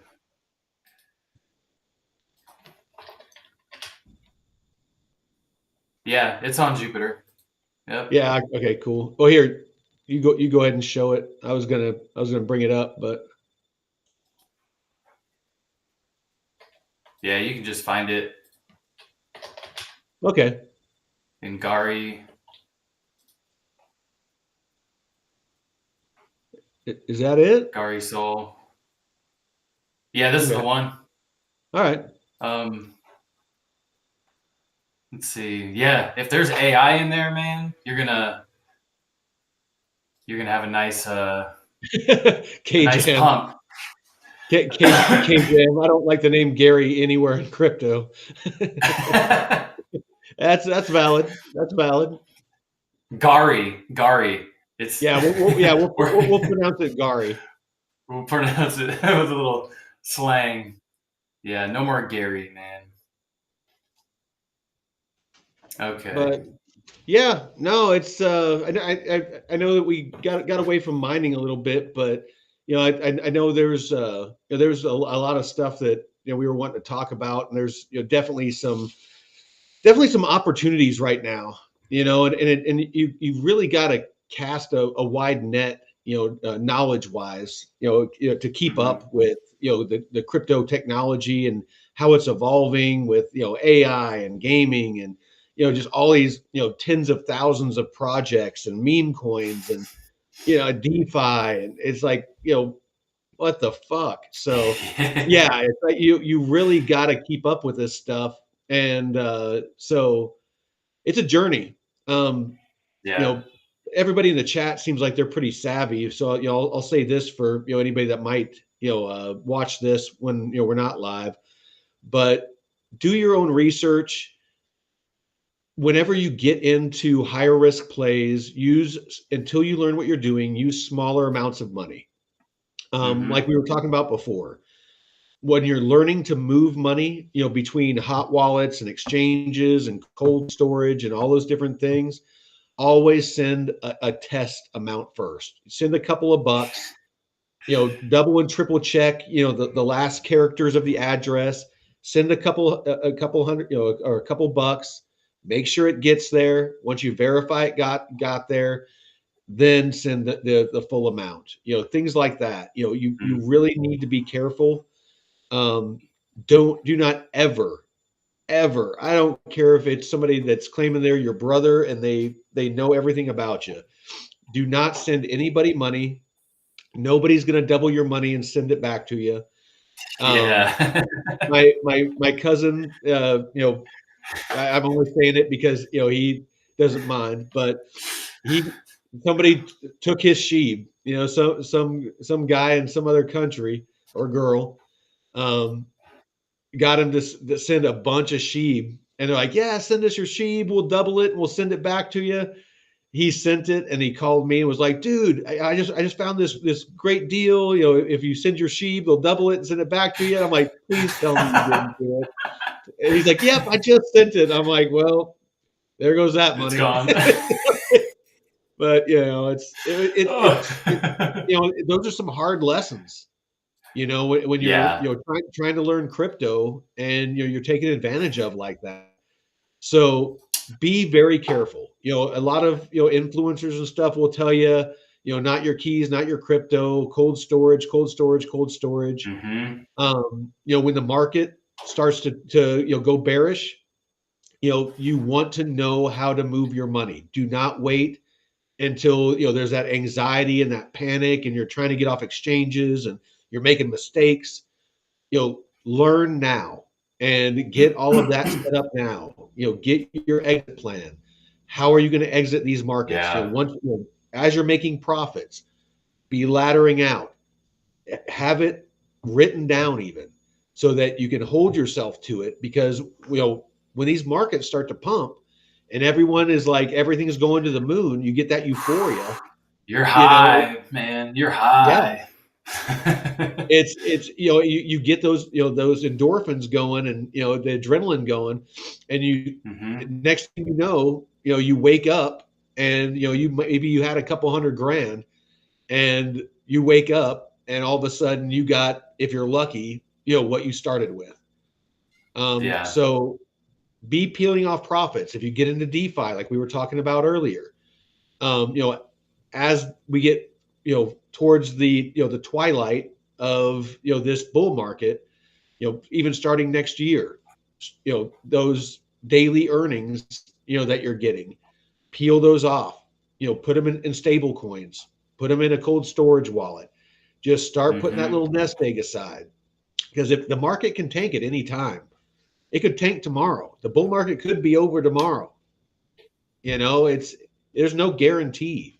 So do your Mm-mm. research, figure out your plan, and definitely do not get sucked into, and stay unemotional. The best thing you can do is stay unemotional in every aspect of investing, because that is what people are going to use to take advantage of you is emotion. What are your 100%. What are your closing thoughts, brother? Oh, real quick, KJM shared this Xforge D-Pin phone, the first ultimate D-Pin phone. I won't be able to get one of these, but if anyone's interested, he said he has a code. If you want to, he has a referral code. So, I don't know how they want to reach out to you, KJM, but we can figure it out. Yeah, I need to get more proactive about putting in the description below about putting links and stuff like that. And before I forget, before Jeff does his closing thoughts, everyone listening, if you could like and share the stream, we're really trying to build this. Yeah. We haven't monetized it or anything like that. We're not doing this, for money. Really just want to educate people. I've been in crypto for a couple of years now, 3-4 years now. This is my first bull market. I'm still learning. Jeff by far is much more knowledgeable. I just have a lot of time. Being retired, I have a lot of time to spend, learning about it and stuff like that. But we really want to just make sure that people are getting good info. There's a lot of crypto influencers out there that do a lot more harm than good. Shilling coins, getting people to buy into projects because they're trying to pump their own bags and things like that. It really gives the crypto a bad name. So the more of us that can really just be honest about our crypto experience and our motivations and things like that. Me talking about DeFi. I'm being fully transparent about when I'm losing money, when I'm making money, the fees.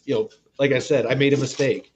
I was telling all you guys that you make the fees and the arrow on Aerodrome Finance. But I got set straight. So I want to make sure that I have the integrity, that we have the integrity to call ourselves out when we give bad info. So anyway. Yep. Yeah. 100%, man. That's great because that's one of the biggest reasons why I started my Discord. And also the channel too, being transparent with everything and not just shilling tokens or shilling projects, covering these with an unbiased view, just, okay, what does this project do? How do you do these airdrops, all this stuff. And even when I got hacked, I was like, hey, let me make a video showing people what happened, explaining how to prevent this. And also when I started the Discord, I wanted a community that was trustworthy and not just spamming all kinds of bullshit. And people are in there still like very active and helpful, asking questions, showing support. So it's been amazing to see this community being built over the past year. And you just have to be respectful and not be scammy and spammy, and definitely do your research, like especially with this mining stuff. Like I was saying earlier, the whole outlet thing, I wouldn't have known that if I was just some regular Joe wanting to try and buy a crypto miner and I get this thing. Oh yeah, you'd buy it and show up and you look at the plug like a monkey trying to do a math problem. You'd be like, all those formulas be flying at your face. And there's even stuff that is as simple as well, I say simple because I've been in this space for a while, but utilizing test networks and using, so there's what's called a faucet where you can get testnet tokens. It's like fake Ethereum, and you request fake Ethereum to use on these test networks. And I have a problem finding certain ways of bridging testnet Ethereum from the Ethereum testnet to other L2s. So I have to find a testnet bridge that isn't like a fake website. So I've had to do some digging myself, and I've been in the space for years. And I had somebody come to me in the Discord the other day asking about, how to get testnet Ethereum and all this stuff. And there were a few things I had to go and research because I didn't know how to move it onto a certain network. So there were some bridges that do have access to all the L2s, but so even myself, I'm having to research and find these things that you would think I would know by now, but it's a constant game. Like you said, you got to stay on top of it, and just don't overwhelm yourself. Pick one thing a week, or take yourself a month if you have to, or a few months. Dive into DePIN or DeFi or NFTs or gaming. Just pick something, learn about it, and then move on to the next one.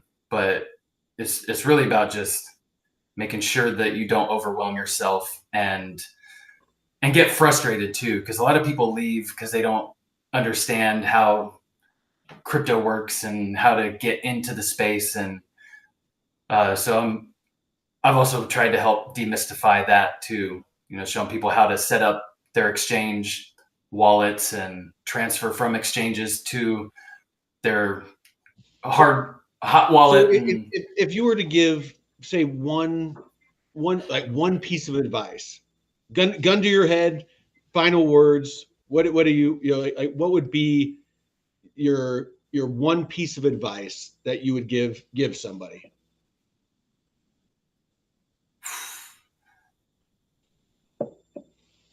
Utilizing the DeFi liquidity pool plays honestly, because it's really shown me how powerful. Like, I knew liquidity pools and you can make returns off of them, but finding the right ones that provide a good return, like the ones on Aerodrome, because you can pick all kinds of good 9,000% APY, but what are you really going to get out of it? Yeah, I mean that means nothing if there's no volume.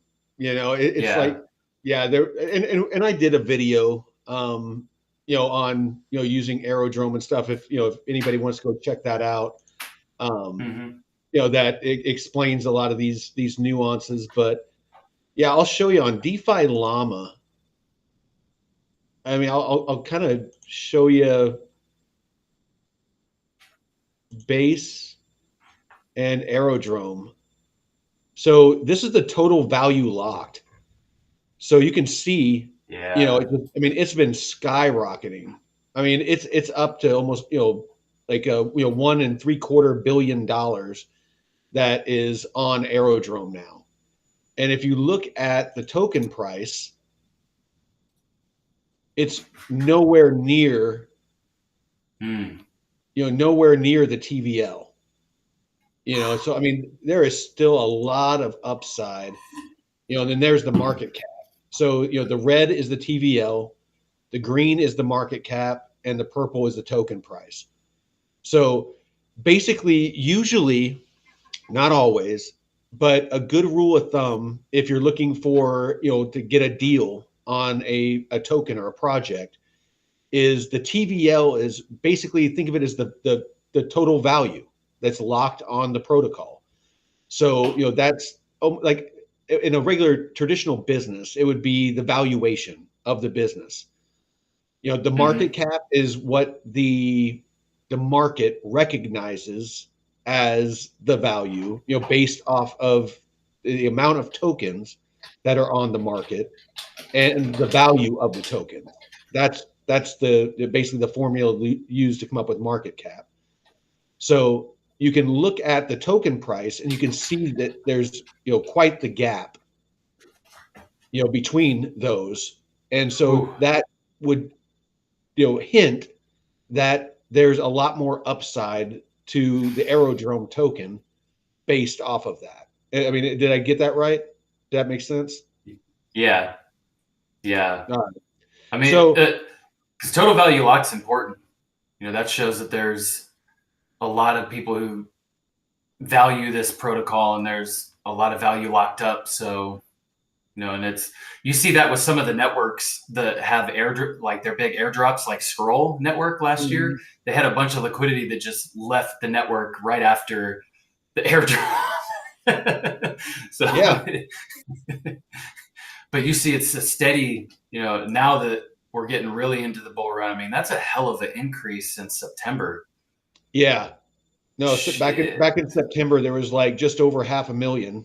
Now there's almost 2 billion, and we're not done. I'm wanting to say that the inflows they just set a record. I saw something on X where they just set like a new record.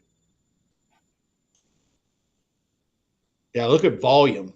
The Like volume. Oh yeah.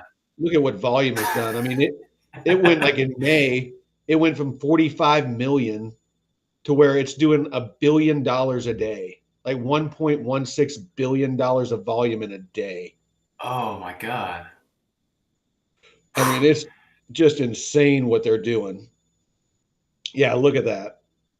June, July, Damn. August, September, October, and then boom, it just The exploded. exclusive base DeFi play. I mean, they're only on base.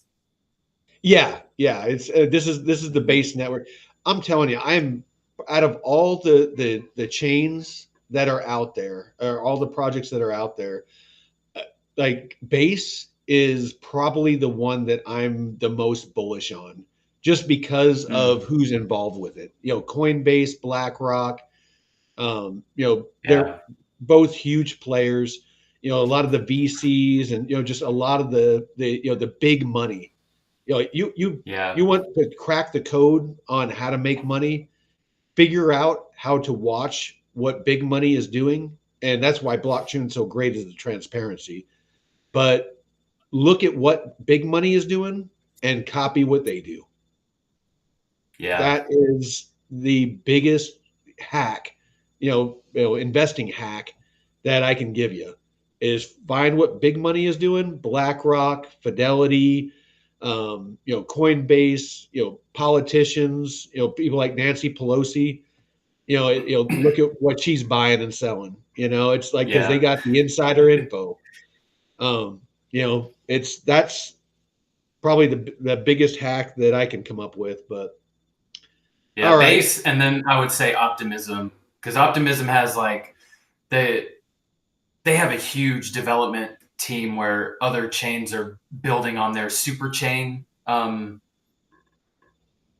I forget what it is. They're building this like super chain network, but Optimism's a pretty close second, just because of the development that's going on. But Coinbase, I agree with you, is number one, because you have, or the base network, because you have Coinbase, which is a publicly traded company, and it's been around for over a decade, so it has longevity. let's take a And look at Optimism. So here's the TVL for Optimism. Um, Here's the price. mm, Let's look at volume. It looks like volume's increasing. looks like typical, market cycle behavior. Because look at it followed Well, everything, and but you got to look at this is when we're it looking at launched base. 2 years ago. Yeah, I mean, looking at base, I mean, that was kind of looking at like this year. It was, this one's looking at 2002, 2003. I mean, this is over years. Yeah. So we can do this. We can drag this bar over, and let's look at, Well, Base just launched last year, like yeah, their that's why network. I'm So trying they're to drag very this new. timeline to where it's the same time frame as base. And they won't have a token. I don't. I feel like they're not going to do it. I've seen projects say that they wouldn't have a token and then they launch one, but I don't know. Something about Base, I just don't feel like they would have a token. I kind of Um, wonder, because of regulation, like yeah, that that's what made them not launch a token, is they didn't want to deal with the issues that BNB has had, and hmm other platforms that have their native token. Isn't that one of the things that the SEC and stuff went after Binance for, was but having. I think it. Well, Binance, I think they did a free airdrop or something for their token. But I know that there have been a lot of projects that, well, almost all projects don't allow U.S. citizens to participate, but that's why you have workarounds, VPN. So some projects decided not to launch tokens because of that regulation, and I think Coinbase or the Base network not launching a token, it wouldn't be as much of an issue if Coinbase wasn't a publicly traded company, because then you have the Base network in crypto and a publicly traded company on traditional finance, and you have a crypto token kind of married.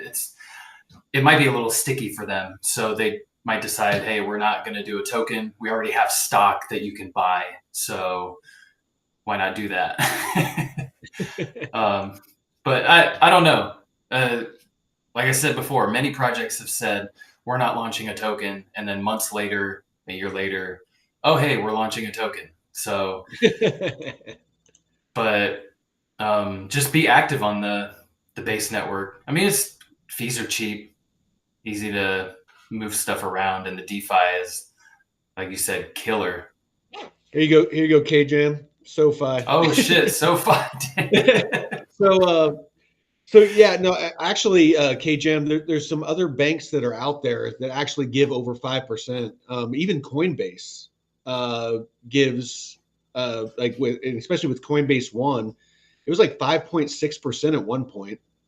I know that on USDC, by holding USDC there, Uphold is actually considered a bank. And I think they're doing something comparable to what you're talking about, the 4.9. It seems like it's becoming more and more commonplace for a 5% APY when it comes to when it comes to putting your value, putting your dollars or your USDC or whatever, on these different platforms and in banks. I think they're catching on that the gig is up.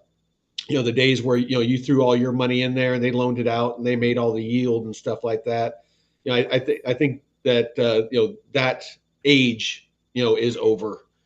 People are starting to figure out, and more people are figuring out that custodying your own value and being able to do stuff like DeFi, and lend it out, and us make the yield instead of the banks. Mm-hmm.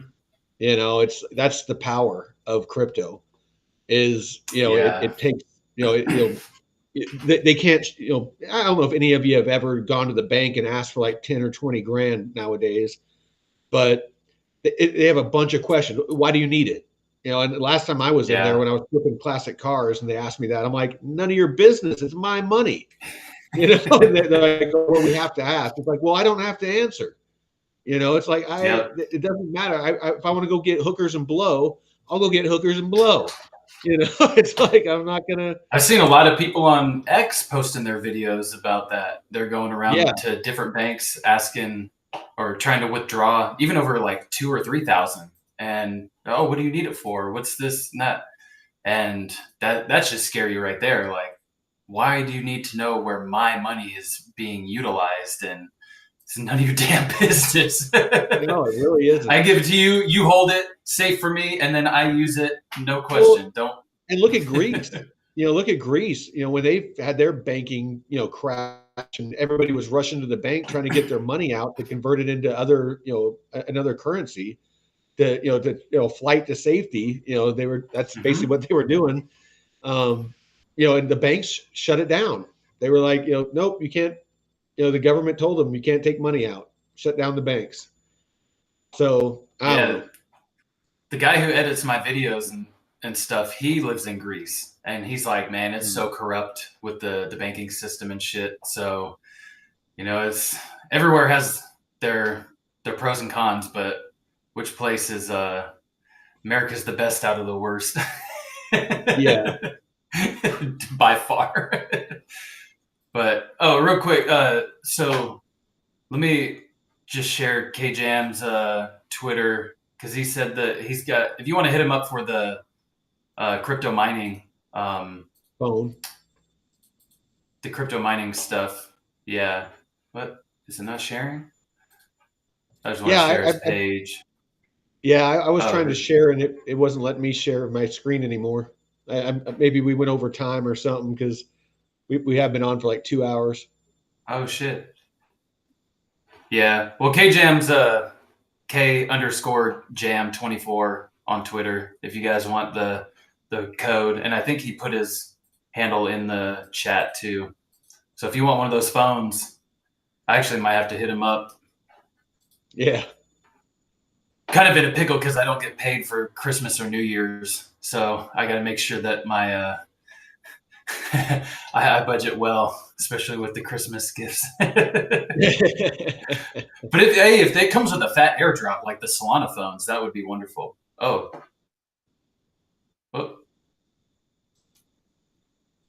What's up?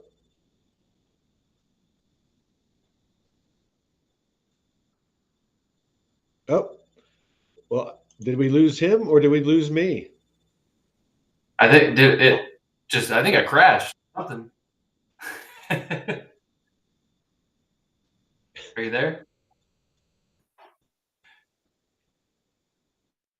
Well, I think that might be it. What a way to end the show. Can you see me now? Are you back? Well, I think that's our cue, man. I think they're telling us that we've taken up enough bandwidth. It's time for you guys to go. Well, it's been a fun one. I appreciate it. Oh Mike, yeah, and no, everyone definitely. Yeah, sorry to everybody that we didn't do this last night. I was traveling, and last week was the holidays and stuff. So we'll be back to Mondays. This coming Monday we'll be back at it, and yeah, I just broke $200. So I made $200 in under 12 hours on DeFi. There you go.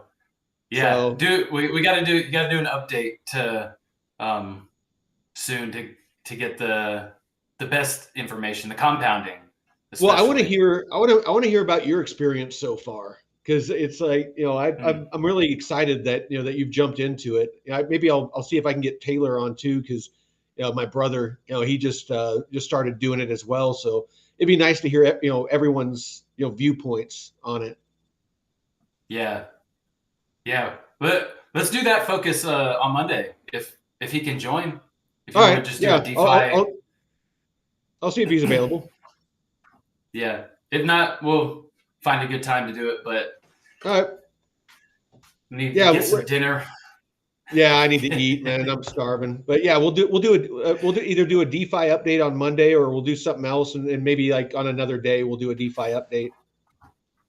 Yeah, or actual airdrop update because there's a lot of stuff that's been coming and some interesting stuff to keep on the radar for investment, like investing wise. So I'll come up with some projects for everyone to keep on their radar. Perfect, brother. All right, well, with that, we will sign off. Veteran Crypto out. Peace.